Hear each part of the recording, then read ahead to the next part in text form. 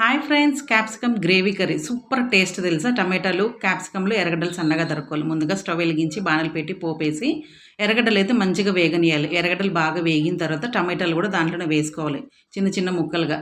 ఒక 5 మినిట్స్ అయితే టమాటాలు మంచిగా వేగిపోతుంది కదా. ఇప్పుడు పెద్ద పెద్ద స్లైసెస్లో కట్ చేసుకున్న క్యాప్సికమ్స్ కూడా దాంట్లోనే వేయాలండి. అది అలా ఇలా కలిపేసిన తర్వాత తగినంత ఉప్పు, పసుపు, కారం పొడి వేసి ఒక 5 నిమిషాలు మూత పెట్టి ఉడికించాలి బాగా. ఈ లోపల మనము గ్రేవీ తయారు చేసుకుందాం. శనగకాయ పప్పులు, ఎండు కొబ్బరి, నువ్వులు మంచిగా వేపుకొని మిక్సీ జార్లో పెట్టి జీడిపప్పులు, చింతపండు, తగినంత వాటర్ వేసి మనము గ్రేవీ లాగా మిక్సీలో మెత్తగా పట్టేసుకోవాలి. ఈ క్యాప్సికమ్ ఇవన్నీ మంచిగా వేగిన తర్వాత ఆ గ్రేవీ తీసుకొచ్చి దాంట్లో వేసి బాగా ఒక 5 నిమిషాలు ఉడకనిచ్చి కరివేపాకు, కొత్తిమీరతో గార్నిష్ చేస్తే మనకైతే క్యాప్సికమ్ గ్రేవీ కర్రీ అయితే రెడీ అయిపోయిందండి. చాలా బాగుంటుంది.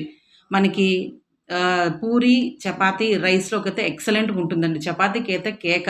చాలా అంటే చాలా బాగుంటుంది. మధ్యాహ్నం రైస్లో చేసుకోండి ఎక్కువ, మిగిలింది మనం నైట్ చపాతీలోకి తినచ్చు. ట్రై చేసి చూడండి.